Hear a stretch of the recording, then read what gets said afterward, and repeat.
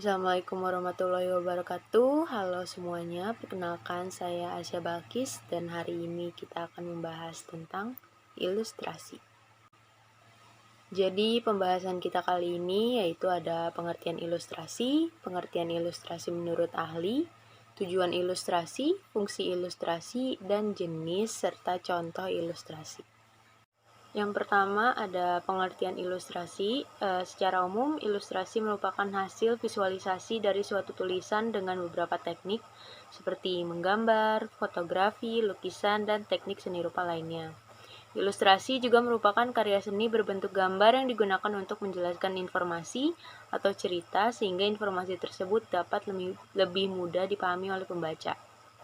Ilustrasi juga dapat didefinisikan sebagai bentuk visual dari teks, sehingga orang yang melihat dapat mengerti isi pesan atau informasi di dalamnya, meskipun orang tersebut tidak bisa membaca teks. Jadi, dengan adanya ilustrasi, pembaca dapat lebih tertarik untuk memahami seluruh informasi atau cerita yang disampaikan. Berikutnya ada pengertian ilustrasi menurut para ahli. Jadi di sini ada 4 ahli. Yang pertama ada Martha Thoma. Menurutnya pengertian ilustrasi adalah suatu karya seni yang mengambil inspirasi dari karya kesusastraan untuk menghiasi naskah dan membantu menjelaskan cerita atau mencatat peristiwa. Yang kedua menurut Sodarso, pengertian ilustrasi menurutnya adalah seni gambar atau seni lukis yang diabadikan untuk kepentingan lain yang memberikan penjelasan atau mengiringi suatu pengertian, misalnya cerpen di majalah. Dan yang ketiga dari Faris, yaitu ilustrasi adalah suatu ekspektasi dari ketidakmungkinan atau angan-angan yang sifatnya maya atau virtual. Yang keempat ada dari Rohidi, arti ilustrasi adalah penggambaran suatu hal melalui elemen rupa untuk lebih menerangkan, menjelaskan, atau memperindah suatu teks sehingga pembaca seolah-olah dapat merasakan langsung sifat-sifat gerak dan kesan cerita yang disampaikan. Selanjutnya ada tujuan ilustrasi. Berikut tujuan ilustrasi menurut Antonius Putra N dan Rahmat Takoro. Jadi ada 3 tujuan ilustrasi menurutnya, yaitu untuk memperjelas informasi atau pesan yang ingin disampaikan kepada para pembaca, lalu untuk memberikan variasi bahan ajar sehingga menjadi lebih menarik, komunikatif, memotivasi, dan memudahkan pembaca untuk memahami isi pesan yang disampaikan. Selanjutnya untuk membantu pembaca untuk mengingat konsep dan gagasan yang ingin disampaikan melalui gambar. Ada fungsi ilustrasi, ada 2 fungsi, yaitu fungsi secara umum dan fungsi secara khusus.